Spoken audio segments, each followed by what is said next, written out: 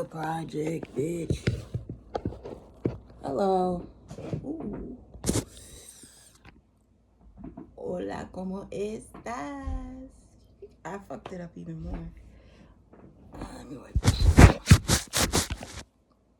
Okay, so Jordan wants to come out with a kid's book eventually. But Jordan lacks priority and focus.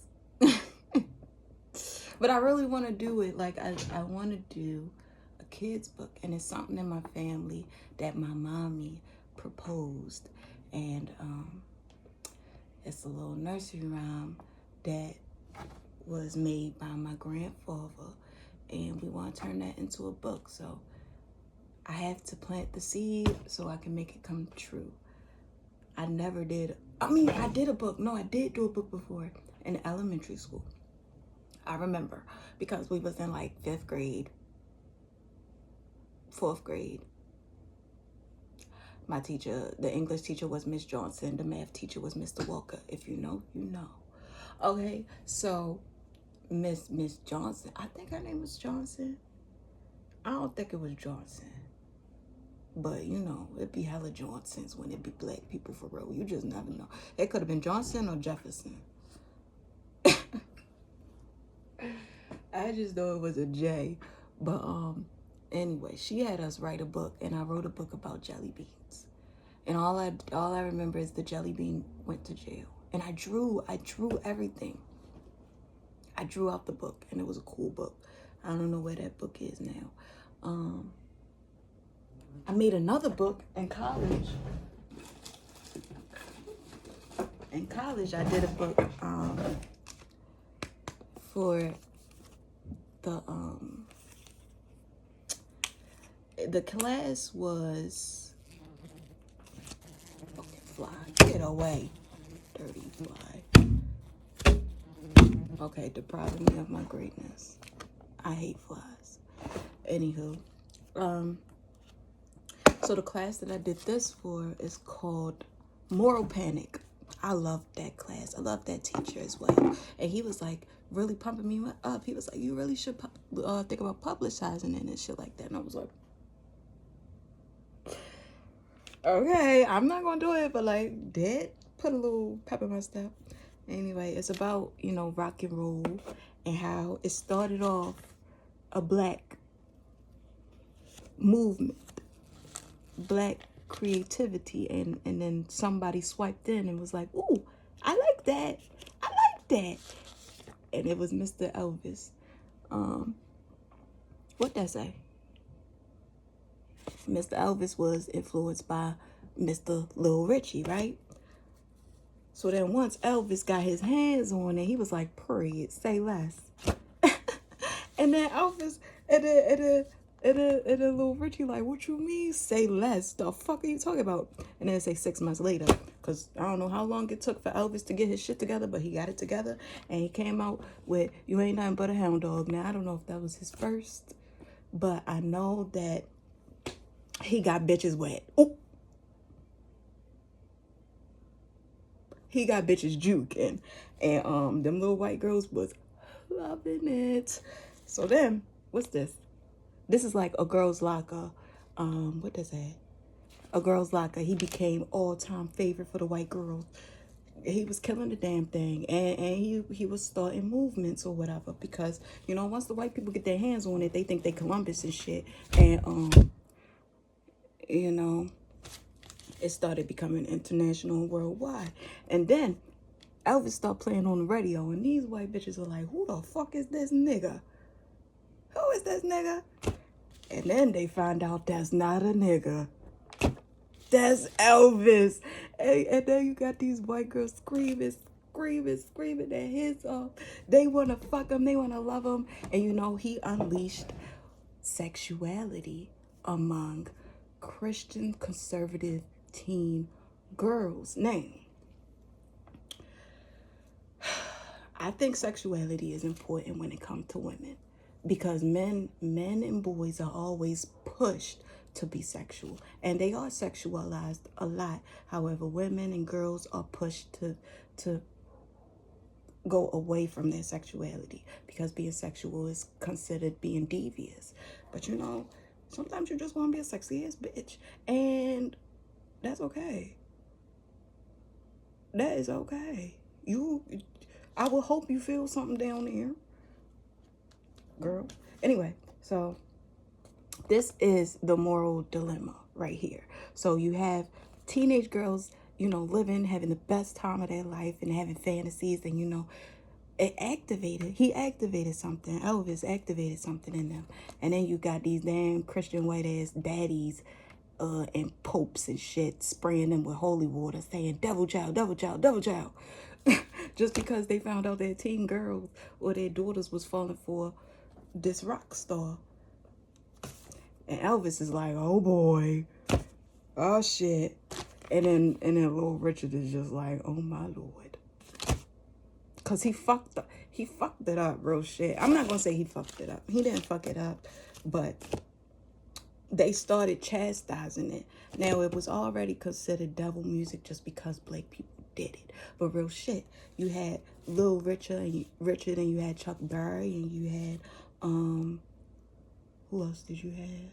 You had who's the homegirl that did Ain't Nothing But a Hound Dog? You had her. Fuck, what's her name? Hey Alexa, who did? I'm not quite sure how to help you with that. Alexa, who sung Ain't Nothing But a Hound Dog first? From A-Z-Animals.com. Elvis famously sang, "You ain't nothing but a hound dog," as if that was an insignificant thing. Alexa, who sang You Ain't Nothing But a Hound Dog first? According to an Alexa Answers contributor, Elvis Presley wrote and first performed the song in 1956. Several other performers have recorded the song, with one of the latest being Doja Cat. Okay, so Alexa don't know her facts. Wait a minute. Because how the fuck did Elvis write that when a whole black lady did it first? You see, don't trust these technologies. Let's get into it.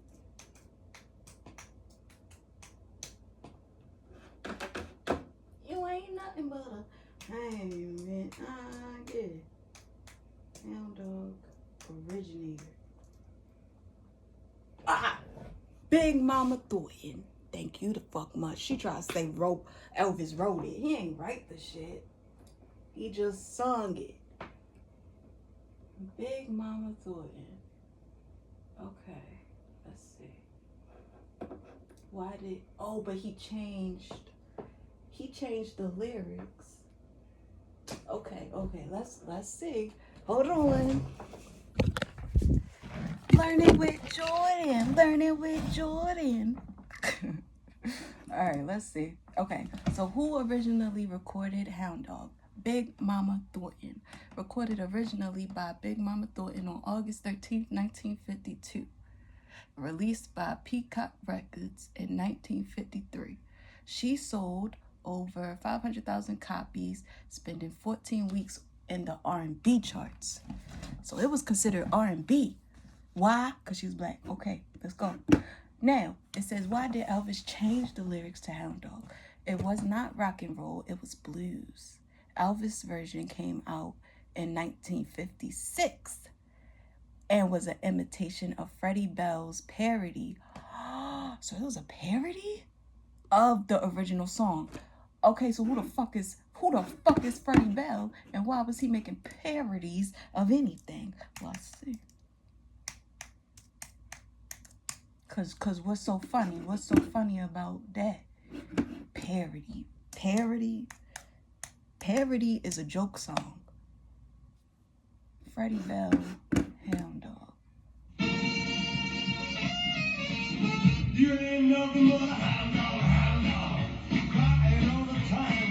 The fuck is it? You ain't nothing but a hound dog, crying all the time. All right, that just pissed me off. Hold on. Parody. Okay. They did that in 1957. It's Hound Dog Rock and Roll. See, this is fucked up, and this is what's weird about American history. You will never know until you look it up your damn self. And it's very important to know the history of music. It really is, because you have to know the originators. If you don't know the originators, you just gonna be lost forever. If you thought that, no shade, because Elvis is Elvis. You know what I'm saying? I fucked with Elvis, but it's been like all you heard is Elvis, Hound Dog. And it's like, it makes you think about how many songs really was ever theirs. I don't know. We gotta take our music back. Real shit. I love me some musics, but I hate when they be playing with bitches. Just like with Lil Richard, you know. Lil Richard made sure he got his credit. And I fucking know that's right. But so many people try to play in his face as if he didn't make shit shake. As if he ain't the reason why a lot of these musicians got to where they were. And I'm not even talking about the recent ones, because we are in a whole different era. But I'm talking about the ones that, you know, literally sucked off his tit. And it's not just Lil Richard, because Lil Richard, you know, I ain't gonna say where he got it from, but he was of the church. And you know, a lot of black women, they are expressive, and he was a very effeminate man. You could correlate his actions of, like, you know, he was that bitch, no shade. But he was a man. But he was that bitch.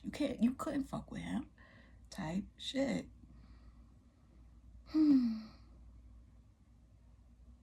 Anyway, I was talking about the kids book. I had to do that little bit of research. But yeah, so I'm gonna do some more books. Bro, did I just... Thank you, Uni. Thank you so much. I got a new idea. I want to make books. And I know exactly how now. Wow, I did such a good job on this. I really did. Whoa. I'm gonna make more. And this is a fucking zine.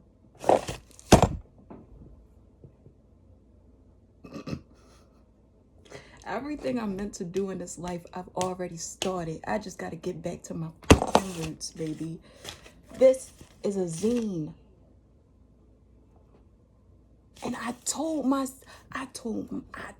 peoples, right? I want to come out with a magazine. But before I even said that, I said I want to come out with some zines. And before I said that, I said I want to do books. Before I said that, I want to do cartoons. All this shit is about to fall into place, and I know it, bro. I ain't got no money, but I got talent, bitch. And that's something that nobody can ever take or replicate. So I don't give a fuck if anybody try to copy me, try to steal my swag, try to steal my funk. But, like, you could do what you want, but you ain't never gonna be like me, because ain't a motherfucker like me in these streets. And you could tell me if you seen them. You can tell me if you've seen them. That's why I only ride with the people that's here. Girl, Jordan about to make some money. You better know. You better know. Jordan about to make some money. You better know. You better know. You better know. Oh, bitch. And I get to learn. Oh. So this is what I am going to do. I'm going to... Yeah. The food here. I got another idea. Making books. This is what I did in college. Zines? Yes. And I'm gonna do them just... I gotta find that rubric or whatever that the guy, that professor had. I could probably email him. But yeah, I'm gonna start doing them, and I'm gonna base it on different things that I want to learn. So I'll be teaching, but I'll also be showing. Money, we gonna make some money.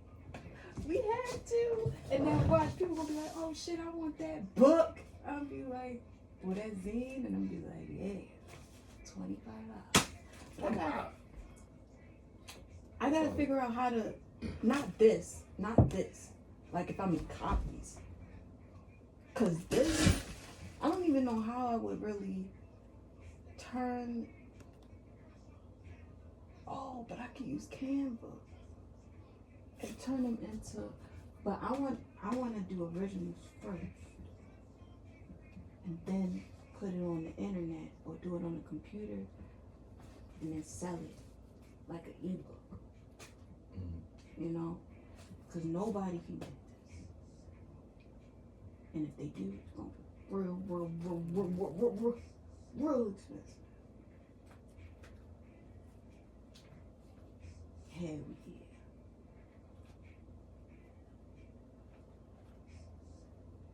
I did a good job. You know the professor, he told me that I should like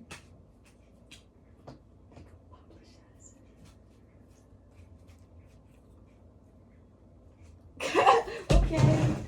That's money though, money. I need them publishers to come to me. They gotta want me. I ain't paying for nothing. If I find a publisher that can get these copied and put away,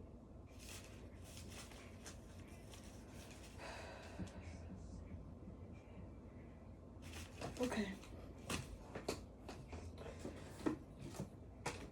Ooh. That just means I gotta come up with different, well, not even come up with, just gotta figure out what piques my interest. Or more open. Oh shit. I gotta get that rubric back. You still got my computer? The laptop? I need to see that.